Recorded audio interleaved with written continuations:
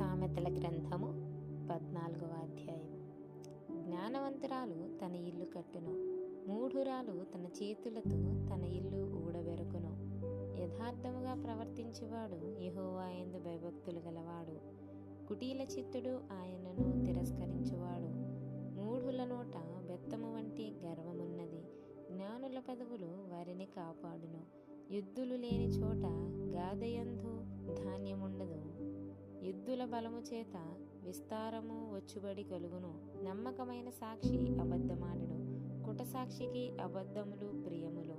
అపహాసకుడు జ్ఞానము వెదకుట వ్యర్థము. తెలివి గలవానికి జ్ఞానము సులభము.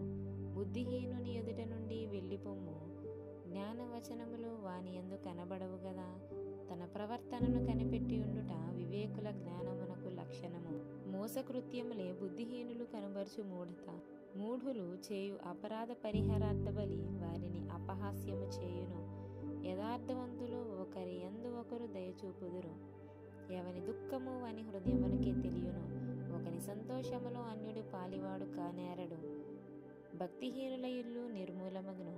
యథార్థవంతుల గుడారము వర్ధిల్లును. ఒకని ఎదుట సరి అయినదిగా కనబడు మార్గము కలదు, అయితే తుదకు అది మరణమునకు త్రోవ తీయును. ఒకడు నవ్వుచుండినను హృదయమున దుఃఖముండవచ్చును. సంతోషము తుదకు వ్యసనమగును.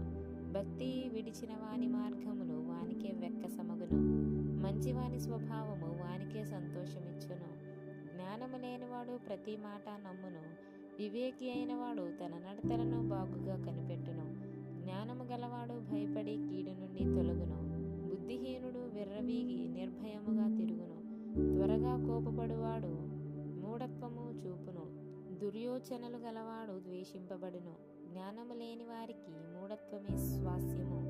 వివేకులు జ్ఞానమును కిరీటముగా ధరించుకొందురు. చెడ్డవారు మంచివారి ఎదుటను, భక్తిహీనులు నీతిమంతుల తలుపునొద్దును వంగుదురు.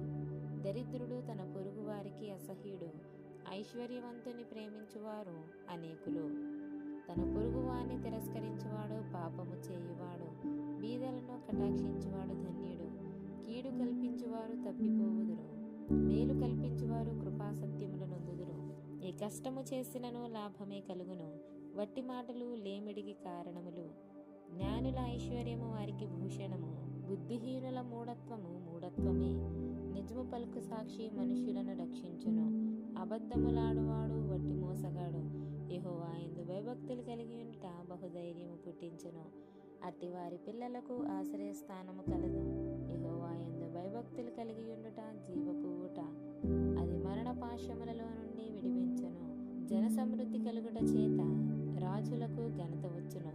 జనక్షయము రాజులకు వినాశకరము. దీర్ఘశాంతము గలవాడు మహావివేకి. ముంగోపి మూఢత్వమును బహుమానముగా పొందును. సాత్వికమైన మనస్సు శరీరమునకు జీవము. మత్సరము ఎముకలకు కుళ్ళు. దరిద్రుణ్ణి బాధించువాడు వాని సృష్టికర్తను నిందించువాడు. బీదను కనికరించువాడు ఆయనను ఘనపరచును. అపాయము రాగా భక్తిహీనుడు నశించును. మరణకాలమందు నీతిమంతునికి ఆశ్రయము కలదు. తెలివి గలవాని హృదయమందు జ్ఞానము సుఖ నివాసము చేయును. బుద్ధిహీనుల అంతరంగములోనున్నది బయలుపడును. నీతి జనములు ఘనతకెక్కుటకు కారణము. పాపము ప్రజలకు అవమానము తెచ్చును. బుద్ధిగల సేవకుడు రాజులకిష్టుడు. అవమానకరముగా నడుచువాని మీద రాజు కోపించును.